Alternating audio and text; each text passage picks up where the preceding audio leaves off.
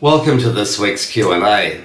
We have a very relevant question from one of our viewers in the UAE today.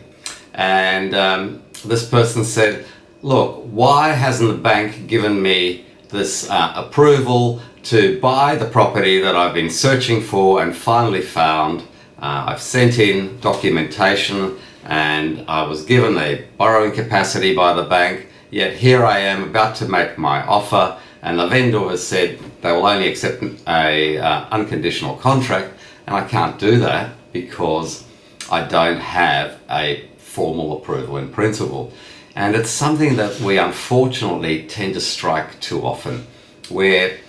it's human nature, I suppose. People get bogged down with admin, and I must admit I'm not a fan of admin myself. However, when it's really important, when it comes to buying a property that someone's been searching for perhaps for months, and they finally come across the right one and they want to buy it, and then all of a sudden there is a massive issue because they can't. And it's just important, I think, for people to recognize that if they send in documentation to allow a bank to give them a maximum borrowing capacity, that's not the same as receiving a formal approval in principle, which means it's then simply subject to valuation at time of purchase, as long as all the other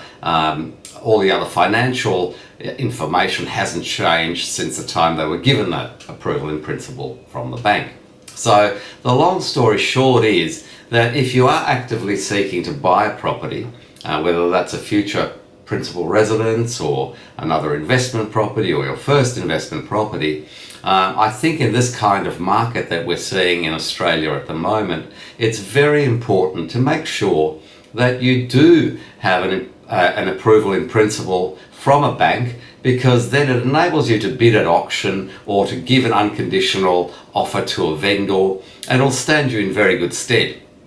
There's a little bit of extra work involved in terms of providing the necessary supporting documents, but it's a very straightforward process, and it may take someone half an hour to complete an application and perhaps another half an hour to collate the other information they require to give them the certainty to be able to go out and look for something in the marketplace where the knowledge that if they find it, they can actually buy it.